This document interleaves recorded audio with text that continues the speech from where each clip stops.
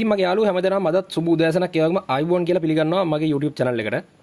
ඉතින් ඔන්න හැමදාමත් වගේ මම අදත් මේ ඔයාලකට ඇවිල්ලා තින්නේ ඔයාලගේ දැනුමට වටින කියන වීඩියෝ එකක් අරගෙන. ඉතින් මම අද මේ කරන්න බලාපොරොත්තු වෙච්ච වීඩියෝ කරන්න නෙමෙයි මම මේ කරන්නේ. ඔයාලගේ ඉල්ලීමක් හින්දා තමයි මම කරන්නේ. ඔයාලට මතක ඇති මම පහුගිය දවසක වීඩියෝ එකක් අප්ලෝඩ් කරා අලුත් බැටරි චාර්ජර් එකක් හදන විදිහ ගැන. ඉතින් මට මේකට ගොඩක් කට්ටිය කියලා තිබුණා මේක පොඩ්ඩක් අමාරුයි අයියේ මල්ලි පොඩ්ඩක් මේක අමාරුයි පුළුවන් නම් සරලව බැටරි චාර්ජර් එකක් අපිට හදලා දෙන්න අනිත් එක මේ වෙලාවේ මේවට කෑලි ගන්න යන්නත් අමාරුයි කියලා. ඉතින් මම හරිනම් මේ වෙනකොට කරන්න ඉදියේ ඉමර්ජන්සි ලයිට් සර්කිට් එකක් ඉමර්ජන්සි ලෑම්ප් එකක්. ඉතින් මම මේ වැඩේ පැත්තක දාලා ඔයාලගේ ඉල්ලීම මොකද ඔයාලා තමයි මගේ ඔඩියන්ස් එක ඔයාලගේ ඉල්ලීමට ප්‍රතිචාරයක් විදියට ඔයාලගේ ඉල්ලීමට සරිලන විදිහට සරලම විදිහට බැටරි චාර්ජර් එකක් හදන්න මම අද ලෑස්ති වෙලා තින්නේ. ඉතින් මම මංගාව තියෙන බඩු වලින් පුළුවන් විදිහට මේ වෙලාවේ වැඩේ කරන්න බලාපොරොත්තු වෙනවා. මට බැටරි ක්ලිප්ස් ටික එහෙම නම් ගන්න බැරි වුණා. ඒත් හරි කමන්නේ. මම මේ වෙලාවේ ඔයාලට මේ සරල බැටරි චාර්ජර් එකක් හදන විදිය ගැන බොහොම පැහැදිලිව සහ සරලව මුලින් ඉඳලා කියලා දෙන්න. ඉතින් වැඩි කතා කරන්න ඕනේ නැහැ. අපි කෙලින්ම යමු වීඩියෝ එකට. ඉතින් මම මෙන්න මෙතන ගෙනල්ලා තියෙනවා අපේ මේ බැටරි චාර්ජර් එකට උවමනා කරන බඩු ටික. අපිට ඕන කරනවා තරමක් මහත වයර් මම මේ වෙලාවේදී පාවිච්චි කරන එර්ත් වයර්. ඒ වගේම බැටරි අවුට්පුට් එකට යන වයර් ටික. කූලින් ෆෑන් එකක් ඕන කරනවා.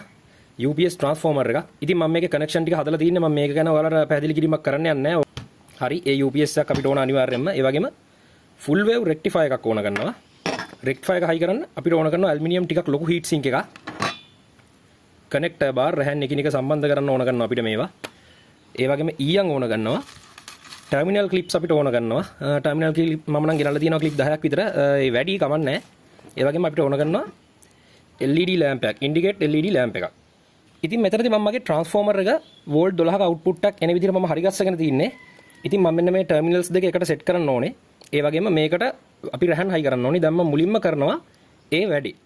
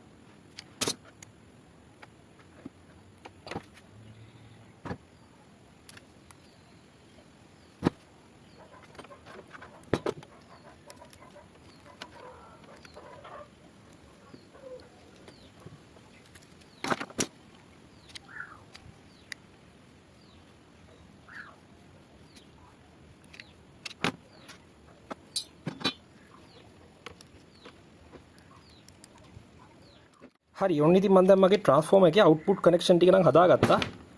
මේ වයර් දෙක මෙන්න මේ විදිහට මම සම්බන්ධ කරගත්තා. කනෙක්ටර් බාර් එකක් උපයෝගී කරගෙන. ඉතින් ඊළඟට අපි ට්‍රාන්ස්ෆෝමර් එක අපි ගන්න චාර්ජර් එක හදන්න ගන්න ස්ටේජ් එකට. ඒ කියන්නේ මොකක් හරි වේදිකාවක් ලෑල්ලක් හෝ යකඩයක් හෝ ප්ලාස්ටික් තහඩුවක් වේවා. ඉතින් මම මෙතනදී අරගන්නේ ලෑල්ලක්. ඉතින් මම ලෑස්ති වෙන්නේ අපේ ට්‍රාන්ස්ෆෝමර් එක ලෑල්ලට පර්මනන්ට් හයි කරගන්න.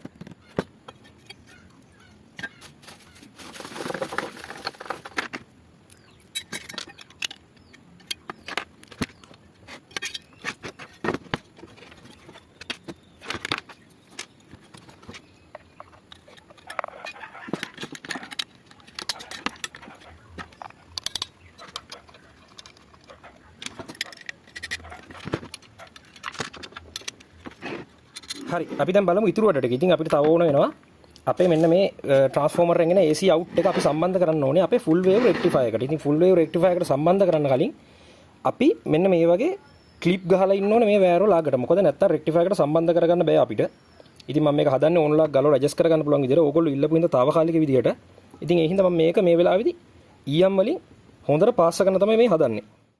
හරි. ඒ ඉතින් ඒ වැඩේ කම්ප්ලීට් කරා. මෙන්න මේ විදිහට මම ඒක හයි කරලා ඊට පස්සේ හීට් ස්ලීව් එකකුත් දාගත්තා වයර් කනෙක්ෂන් එක ෂෝට් කනෙක්ෂන් නොවෙන්න. ඉතින් මෙන්න මේ විදිහට තමයි හයි කරගත්තා. දැන් අපිට මේක කිසිම ප්‍රශ්නයක් නැතුව අපේ මෙන්න මේ ෆුල් වේව් රෙක්ටිෆයර් එකේ AC පැත්තට සම්බන්ධ කරන්න පුළුවන්. ඉතින් ඕගොල්ලෝ දන්නේ නැනේ දැන් මේ ෆුල් වේව් රෙක්ටිෆයර් එකක් ගත්තට පස්සේ මේකේ AC පැත්ත කෝකද DC පැත්ත කෝකද කියලා. හරි. ඒකට ප්‍රශ්නයක් නැහැ. මම දැන් ඔයාලට ඒක ගැන කියලා දෙන්නම්. ඉතින් ඔයාලට පේනවා ඇති මෙන්න මේ ෆුල් වේව් රෙක්ටිෆයර් එකේ ගහලා තියෙනවා මෙන්න මෙහෙම ප්ලස් මාක් එකක් සහ නිකන් S අකුර පැත්තට පෙරලලා වගේ මාක් එකක්. ඉතින් ඔයගොල්ලන්ට පේනවා ඇති මෙන්න මෙහෙම බැලුවාම මේ තියෙන ඔක්කොම ටර්මිනල්ස් එක පැත්තකට තියෙනවා. ඉතින් මේ එක ටර්මිනල් එකක් විතර විරුද්ධ දිශාවට කියන්නේ කෙලින් අතර තියෙනවා. ඉතින් හැම වෙලේම මේ සංකේත මැකුණත් ඔයගොල්ලන්ට අඳුර ගන්න පුළුවන් වෙනවා. මෙන්න මේ තියෙන කනෙක්ෂන් එක තමයි DC පැත්ත. ඒ කියන්නේ රෙක්ටිෆයර් එක හරහා බැටරි කරන්ට් එක පිටට ගන්න පැත්ත. මෙන්න මේ කනෙක්ෂන් දෙක. මේක සහ ඊට ඉස්සරහින් තියෙන ඊට සමානව ඉස්සරහින් තියෙන කනෙක්ෂන් එක. ඒ වගේම AC කනෙක්ෂන් එක තමයි අනිත් කනෙක්ෂන් දෙක. ඉතින් ඔයාලට මේ සංකේත තියෙනවා නම් බොහොම පහසුවෙන් අඳුර ගන්න පුළුවන් වෙයි. මේ තියෙන්නේ ප්‍රත්‍යාවර්ත ධාරාවේ සංකේතය. ඉතින් මේ තියෙන්නේ ට්‍රාන්ස්ෆෝමර් එකකින් ඉඳලා අපේ ෆුල් වේව් රෙක්ටිෆයර් එකට සප්ලයි එක දෙන්න ඕන ලයින් දෙක. මේ දෙක ෆුල් වේව් රෙක්ටිෆයර් එකේ සප්ලයි එක.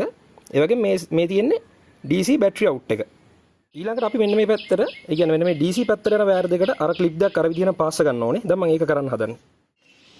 ඔන්න මෙන්න තියෙනවා අපේ වයර් කනෙක්ෂන් දෙක. ඉතින් මම ඒකටත් අර විදිහටම ක්ලිප් දෙක සම්බන්ධ කරලා ඊට අමතරව හීට්ස් ලින්ක් එකකුත් දාලා මේ වටේ ආවරණය කරගත්තා. ඉතින් දැන් අපිට පුළුවන් කිසිම ප්‍රශ්නයක් නැතුව මේ වයර් කනෙක්ෂන් දෙකම AC සහ DC පැත්ත අපේ ෆුල් වේව් රෙක්ටිෆයර් එකට සම්බන්ධ කරගන්න.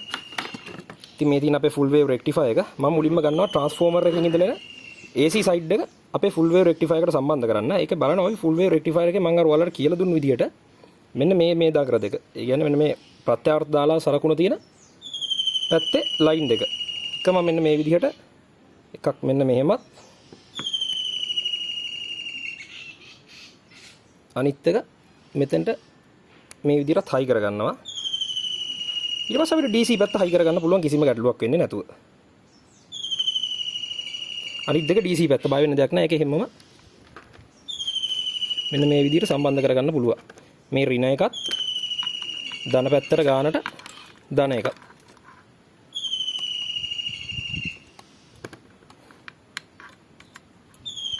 ඉතින් මම මේක පොඩ්ඩක් ආයි ගලව ගත්තා. මොකද මගේ වැඩවලට පොඩ්ඩක් කරදර හින්දා මම මේක අන්තිමට හයි කරන්න තියා ගන්නවා. ඉතින් එතකන් අපි ඊටුවට ටික බලමු. අපිට හයි කරගන්න ඕන කරනවා මෙන්න මේ විදිහේ කනෙක්ටර් බාර කෑල්ලක් ප්‍රධාන සැපෙවුමට අපේ ට්‍රාන්ස්ෆෝමර් එක සප්ලයි කරන ලයින් එකට. ඉතින් මම ඒකත් මෙතෙන්ට අලව ගන්න ඕනේ. ඉතින් ඒකට ඊට කලින් මම කනෙක්ටර් බාර කෑල්ලක් කපා ගන්නවා මෙන්න මේ විදිහට. මම මේක එක්ක මේ විදිහටම හයි කරනවා.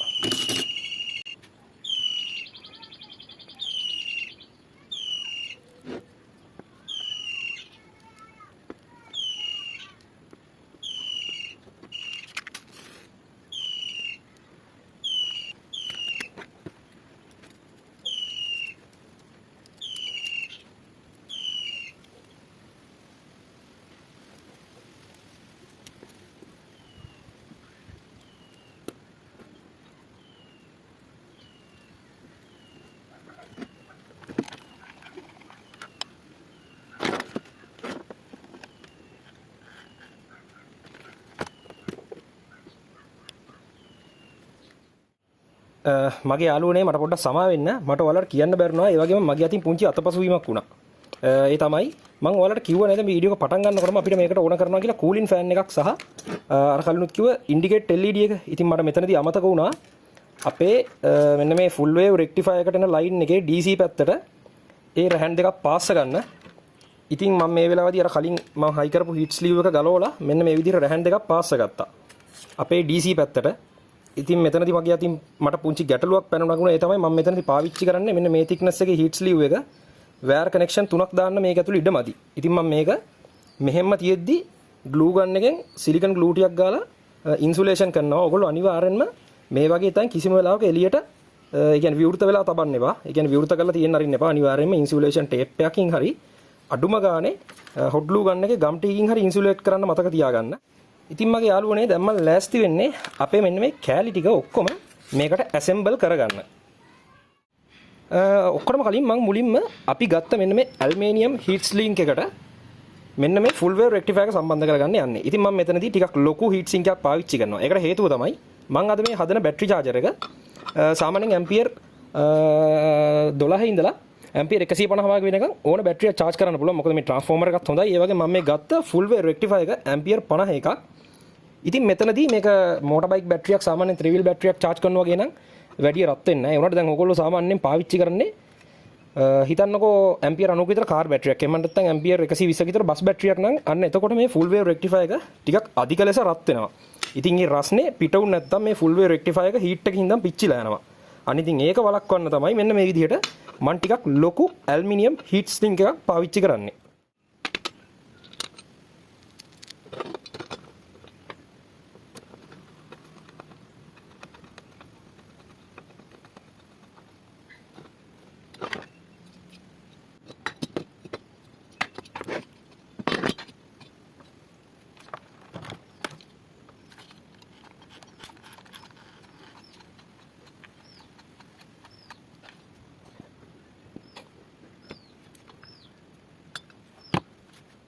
ඔන්න ඉතින් ඇල්මිනියම් හීට් ස්ලින්ක් එක මම මෙන්න මේ විදිහට ග්ලූ ගන්න පාවිච්චි කරලා අලෝ ගත්තා. ඒ වගේම අපේ ට්‍රාන්ස්ෆෝමර් එක නම් මම ඇන දාලා හොඳට තදට ශක්තිමත්ව සම්බන්ධ කරගෙන තියෙන්නේ. ඉතින් මම දැන් ඊළඟට කරන්න හදන්නේ අපේ මෙන්න මේ ෆුල් වේව් රෙක්ටිෆයර් එකට අපේ ට්‍රාන්ස්ෆෝමර් එකේ ඉඳලා වයර් කනෙක්ෂන් එක සම්බන්ධ කරන්න. ඉතින් මම ඔයාලට කලිනුත් කියලා දුන්නා. මෙන්න මේ තියෙන කනෙක්ෂන් එක තමයි හැම වෙලේම ධන පැත්ත. එහෙම නැත්නම් බැටරි කරන්ට් එක පැත්ත. ඉතින් මම අනිත් දෙක AC නේ. ඒ හින්දා මම මෙන්න මේ විදිහට ඒව හයි කරගන්නවා.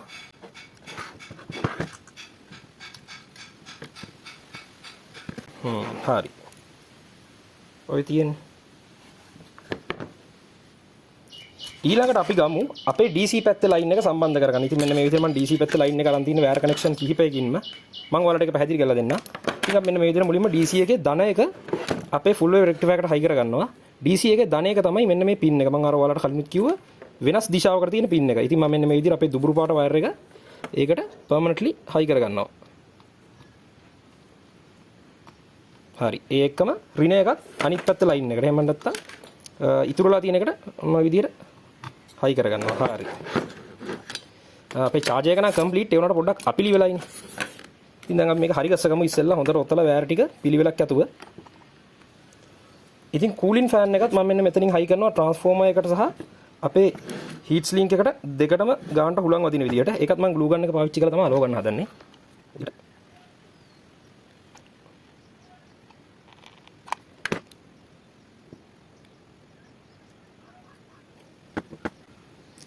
ඒ වගේම අන්තිමට ඉතුරු වෙනවනේ අපේ LED ඉන්ඩිකේටර් එක. ඉතින් ඒකත් මම හයි කරගන්න ඕනේ.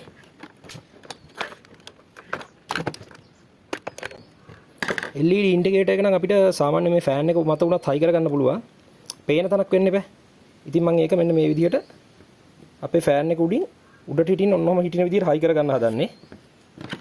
ඊටත් ග්ලූ බින්දුවක් තියලා මෙන්න මේ විදිහට අපි ෆෑන් එකට උඩින් ඒක සම්බන්ධ කරගමු.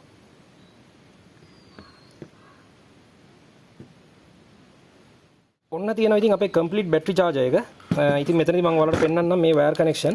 මේ තියෙන්නේ අපි බැටරියට සම්බන්ධ කරන්න ඕන wire දෙක. එහෙම නැත්නම් අපි high ampere අදින wire දෙක. ඒ වගේම ඒ battery wire එක සම්බන්ධ වෙන DC port එකට මම සම්බන්ධ කරලා තියෙනවා තවත් දුඹුරු පාට flexible wire දෙකක් ඔයාලට පේනවා ඇති. ඒකෙන් එකක් ගිහිල්ලා තියෙනවා අපේ cooling fan එකටත් අනිත් එක අපේ indicate LED light එකටත්. ඉතින් මෙතනදී indicate LED light එකට මම අර කලින් වගේම 1.8k resistor එකක් දාලා තියෙන්නේ. ඒ resistor එක කරහා තමයි අපේ 12 volt එක volt 2.5කට වගේ අඩු කරලා කෙලිම මම LED එකට දීලා තියෙන්නේ. ඉතින් අනිත් රින ලයින් එකෙන් රින අරගෙන බල්බ් එකේ රින එකටයි cooling fan එක රින එකටයි දීලා තියෙනවා. හරි ඉතින් මම මෙතන wire tie එකකුත් දාලා මේක පොඩ්ඩක් පිළිවෙලක් ඇතුව wire connection එක හදාගත්තා. අපි ඊළඟට දැන් මෙතෙන්ට දීලා බලමු 230 supply එක.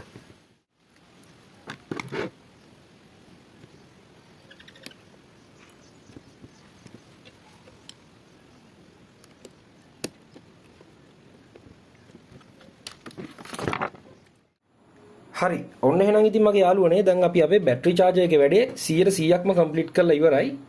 ඉතින් ඔයාලට පේනවා මේ තියෙන මගේ බැටරි charger එක අපි දැන් හදපු බැටරි charger එක. ඉතින් මම මේ වෙලාවේදී ඊළඟට කරන්න යන්නේ මේක කරන්ට් එකට සම්බන්ධ කරන්න. ඉතින් අපේ ට්‍රාන්ස්ෆෝමර් එකට දෙන ලයින් එක මම මේ විදිහට මෙතනින් සම්බන්ධ කරලා තියෙන්නේ. මේක මම කෙලින්ම 230 ප්ලග් එකට ගහලා තියෙන්නේ. ඉතින් ඕගොල්ලෝ බලාගෙන ඉන්න. දැන් මම මේක කරන්ට් එකට ප්ලග් කරාට පස්සේ මේ LED ඉන්ඩිකේටර් එක පත්තු වෙන දිහා. ඉතින් ඔයාලට පේනවා ඉතින් අපේ කූලින් ෆෑන් එක වැඩ කරනවා සහ ඒ වගේම මෙන්න මේ LED ඉන්ඩිකේටර් එක පත්තු වෙනවා. ඉතින් ඒ වගේම තමයි ඔයාලට පේනවා ඇති මගේ ටෙස්ටර් එකත් පත්තු වෙනවා මේ වෙලාවේදී. හරි මේ වෙලාවේදී දැන් අපේ බැටරි charge එක කරන්ට් එකට සම්බන්ධ කරලා තියෙන්නේ. මෙන්න තියෙනවා අපේ බැටරි අවුට්පුට් වයර් දෙක.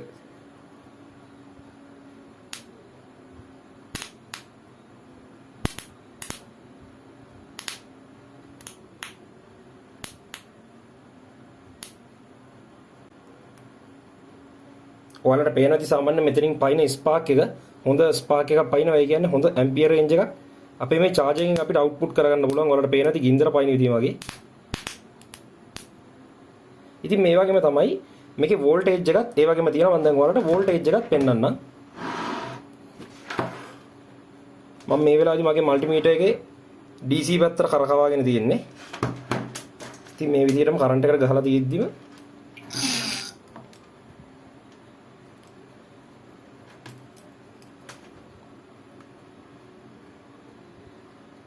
දොළහයි දශම 9ක් 13කට ආසන්න සංඛ්‍යාවක් ඉතින් මගේ මේ මල්ටිමීටර් එකකින් පෙන්නනවා. ඉතින් ඔන්න ඔය විදිහට ඔන්න ඔහම තමයි ඉතාලම සරල විදිහට බැටරි charger එකක් අපිට ගෙදරදී හදාගන්නේ. මගේ යාළුවනේ ඔන්න ඉතින් එහෙනම් මම ඔයාලගේ ඉල්ලීම පිළි අරගෙන ඕගොල්ලෝ කිව්ව නිසා ඒ වගේම ඕගොල්ලෝ හුඟ දෙනෙක් ඉල්ලුවම හින්දා බොහොම සරල බැටරි charger එකක් ඉතාමත්ම සරල බැටරි charger එකක් ගෙදරදීම හදාගන්නේ කොහොමද කියලා බොහොම කෙටි වීඩියෝ එකකින් අරගෙන අවිල්ලා තියෙනවා. ඉතින් මේ වීඩියෝ එක සම්බන්ධව තියෙන ඔයාලට මොනවාම හරි තියෙන ගැටලුවක් ඒ වගේම ප්‍රශ්නයක් ඒ වගේම නොපැහැදිලි නොතේරෙන අපැහැදිලි දෙයක් තියෙනවා නම් අනිවාර්යයෙන් මේක පහත කමෙන්ට් සෙක්ෂන් එකේ දාන්න. ඒ වගේම ඔයාලට මොන හරි දෙයක් මගෙන් දැනගන්න ඕන නම් තාක්ෂණික ගැටලුවක් සම්බන්ධව මගේ මේල් එකක් තියෙනවා. ඊට අමතරව ඒක කමෙන්ට් සෙක්ෂන් එකේ දාන්න පුළුවන්. එහෙනම් ඉතින් මගේ යාළුවනේ තවත් දවසක මම මේ වගේ වටිනා කියන ලස්සන ඒ වගේම ඔයාලට වැදගත් වීඩියෝ එකක් අරගෙන ඉක්මනටම ඔයාලගේ ළඟට එන්නම්. එහෙනම් ඉතින් එතකන් ඔයාලා හැමදේනම තමන්ගේ වැඩ කටයුතු ටික කරගෙන පරිස්සමට ඉන්න. හැමදෙනාටම ජය වේවා. ගිහින් එන්න. මම බුද්ධික.